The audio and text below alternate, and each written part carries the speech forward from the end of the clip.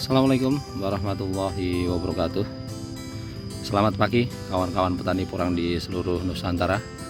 Hari ini hari Senin tanggal 21 Februari tahun 2022. Saat ini kita sedang berada di lahan kawan, tepatnya lahan yang kita tanami dari bibit umbi, di mana pertumbuhan dari tanaman porang itu sudah hampir purna.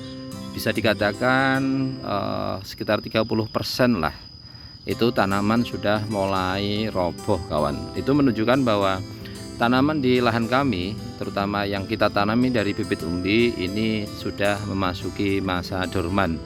Karena tentunya saat ini adalah di penghujung Februari, kemudian biasanya nanti di bulan Maret itu hampir seluruhnya tanaman yang berasal dari umbi-umbi yang size bibitnya dulu cukup besar, biasanya sudah 80% ke atas itu roboh kawan. Dan robohnya tanaman porang tentunya itu adalah menunjukkan bahwa tanaman porang sudah mulai memasuki masa dorman.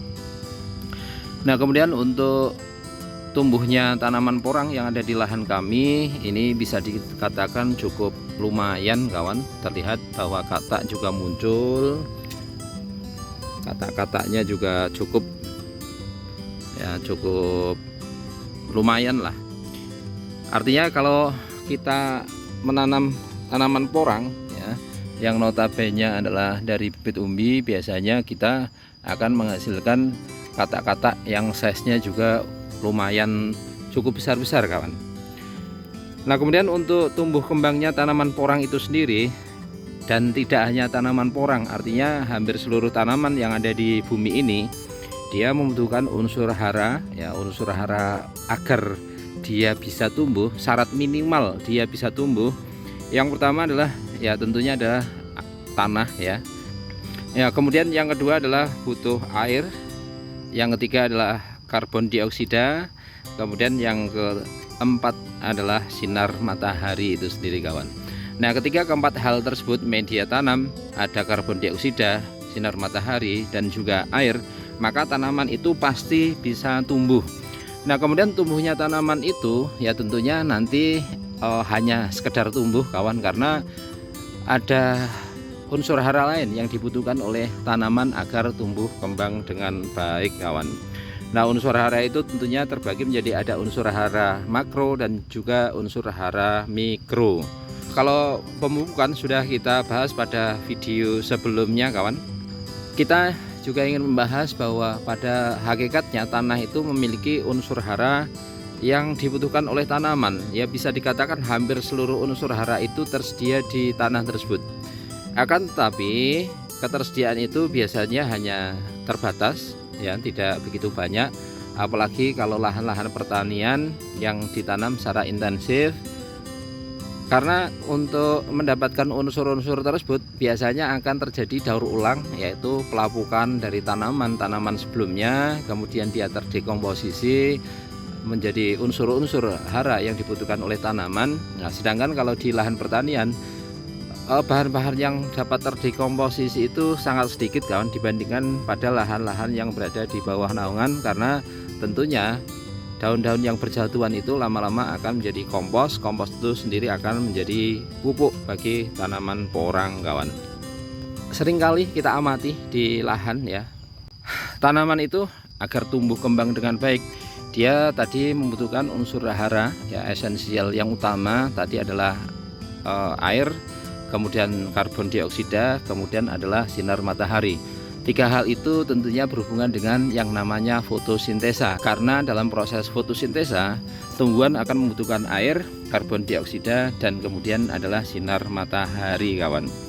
Akan tetapi agar tanaman dapat berkembang biak dengan baik, contoh misalnya ini porang muncul katak, kemudian dalam bagian bawah umbi juga nanti ukurannya sesuai yang kita harapkan, maka unsur-unsur lain seperti makro dan mikro juga butuh.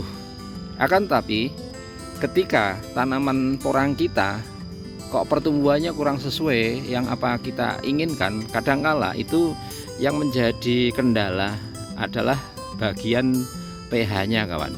pH tanah itu berperan penting dalam menyerap unsur-unsur hara tadi agar dapat dimanfaatkan oleh tanaman, kawan. Contoh misalnya, lahan untuk tanaman porang itu idealnya untuk pH yang kami amati itu idealnya itu adalah 6,5 sampai 7, kawan.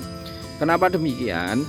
Karena ketika pH tanah itu drop atau di bawah 5 dan dikatakan bahwa tanah itu bisa dikatakan asem, kawan. Ketika tanah asem itu serapan nitrogen, fosfor, kalium, kemudian magnesium, kalsium, ini yang unsur hara makro itu agak susah diserap oleh tanaman. Nah, terutama kalau pH-nya itu sekitar 6, ini unsur hara seperti fosfor dan juga kalium itu dapat terserap oleh tanaman itu dalam jumlah yang sedikit, kawan. Apabila kita memberikan pupuk, contoh misalnya NPK itu kan ada N-nya, ada P-nya, dan juga ada K-nya.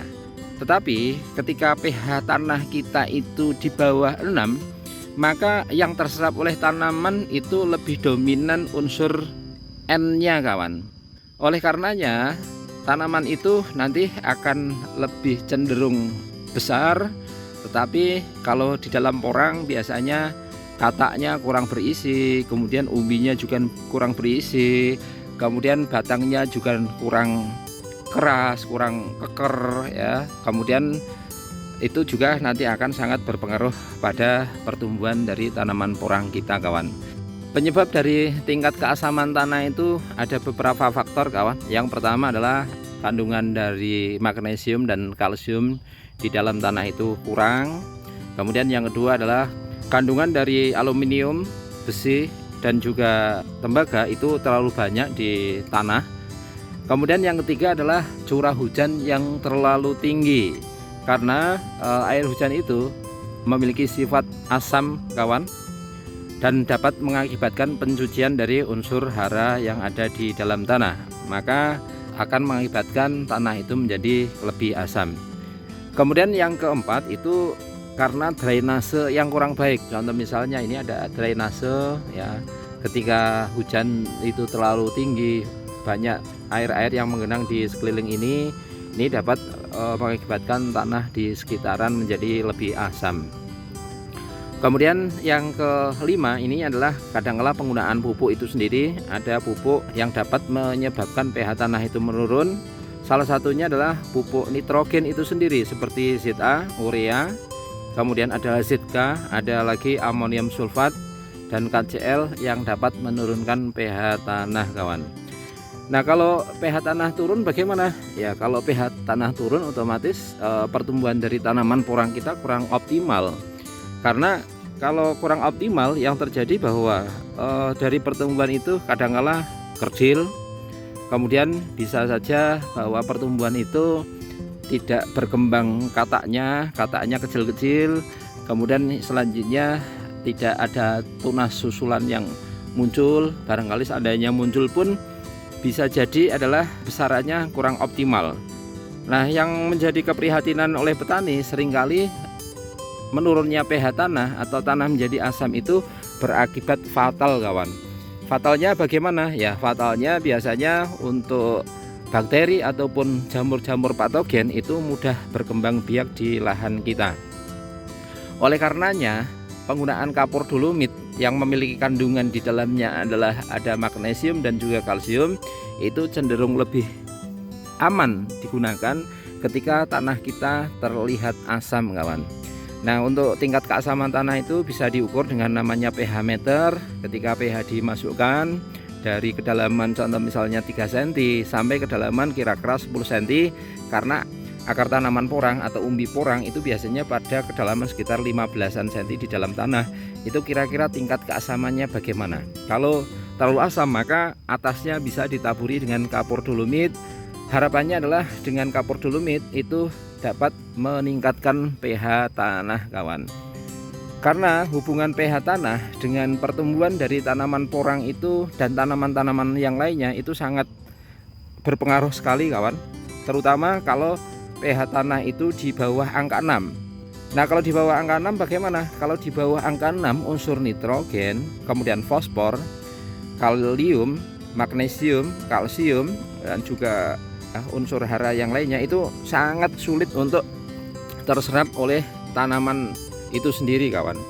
Nah, contoh misalnya untuk unsur hara yang bernama magnesium itu sendiri, dia hanya dapat diserap oleh tanaman apabila pH-nya itu adalah minimal 6,5, kawan.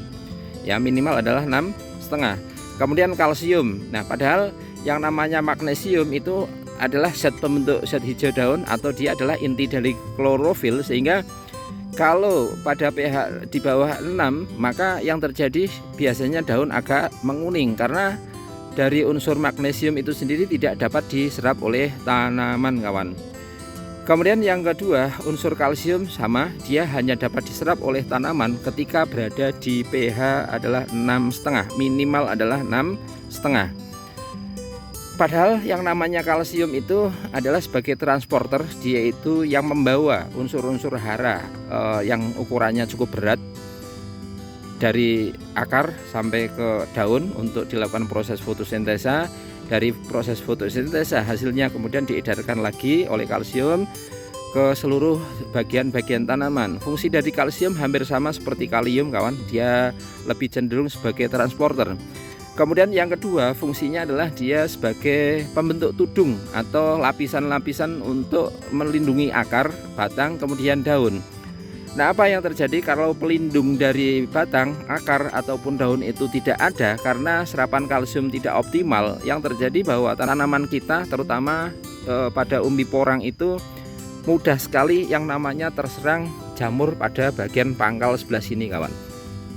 Terserangnya jamur pada bagian pangkal ini lebih cenderung itu disebabkan karena ya pH tanah menurun, kawan. Nah, setelah menurun bahwa unsur-unsur hara yang dibutuhkan oleh tanaman itu tidak tercukupi, maka bisa dikatakan daya imunitas dari tanaman porang itu menurun.